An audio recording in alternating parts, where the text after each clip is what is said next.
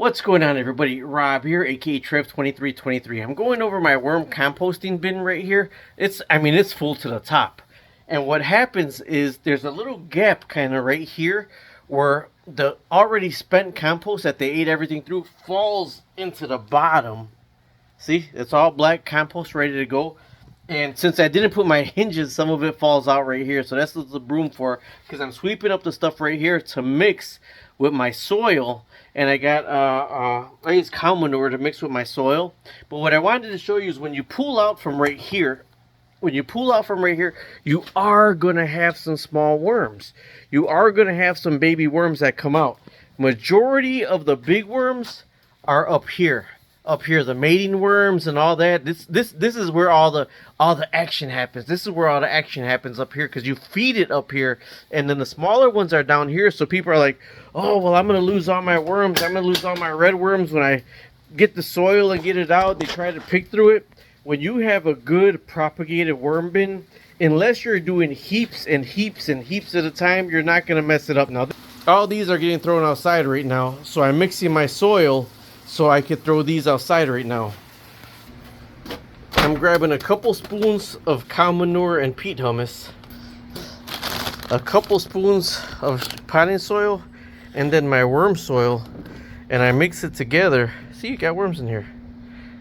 I mix it together, and this is what I put in my garden. So these are all homegrown tomato plants from seed. Some of them are even from these right here are from the Campari tomatoes. That's a Campari tomato. That's a Campari tomato. Those are from the tomato plants I bought from the stores. I dried the seeds and I grew those. But I wanted to let you know, when you are worm composting, don't worry about grabbing the little worms that are in there. So I just planted that one right there, grown from seed. But if there's worms in there, they're going to go into the ground. And that whole ground right there is edible. And guess what?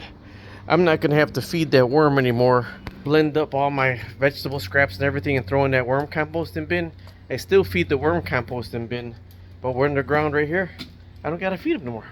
And they're going to help make good soil for right here. So don't worry about the little ones, like I said. Unless you're over taking out from your worm bin, then you're going to have a shortage of worms. But if I just every now and then take a little spoonful to mix, all is the cinder blocks.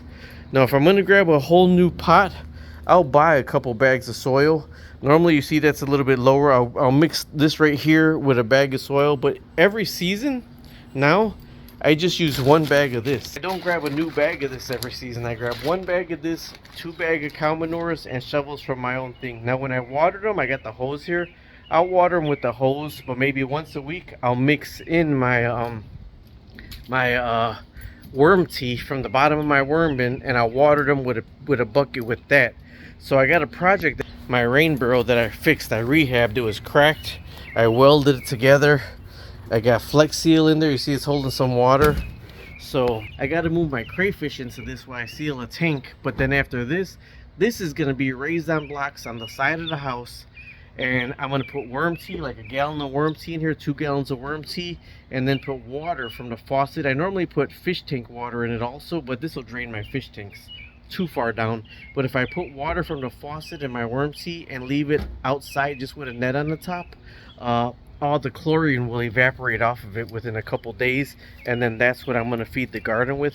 And it's going to be raised up higher, because eventually what I think about is, that's the overflow from the rain, but it hasn't been raining, that the barrel is going to be under right there. But I want to do piping from this way and that way, so when I open the valve, it self waters. How cool is that going to be? Subscribe, like, and share.